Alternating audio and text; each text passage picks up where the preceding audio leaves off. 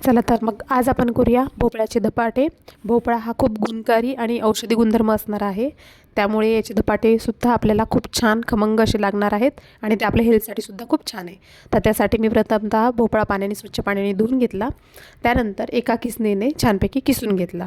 तर तेव्हा किसताना थोडंसं सांभाळून आणि किसणं झाल्यावर तो बघा अशा प्रकारे दिसतो, तुम्ही बघू शकता.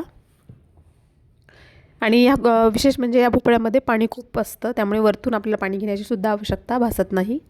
आणि याचे भोपळे पण खूप छान, म्हणजे भोपळा सहसा कोणाला आवडत नाही, पण अशा प्रकारे तुम्ही जर त्याचे धपाटे केले तर नक्कीच तुम्हाला आवडतील. नक्कीच करून बघा.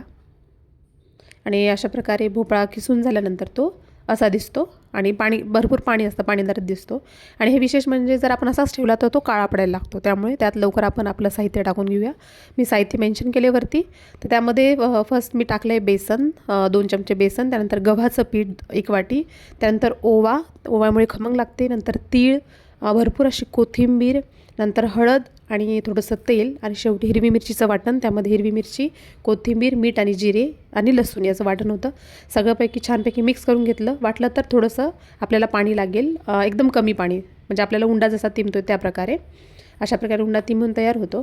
त्यानंतर तुम्ही बघू शकता, आता आपण धपाटे कसे करायचे ते बघूयात. त्यासाठी मी एक तेलाचं पॅकेट घेतलं, त्याला आतून तेल लावलं आहे आणि त्यात थोडासा उंडाचा गोळा ठेवला आहे आणि वरतून लाटणाने लाटून घेतला आहे.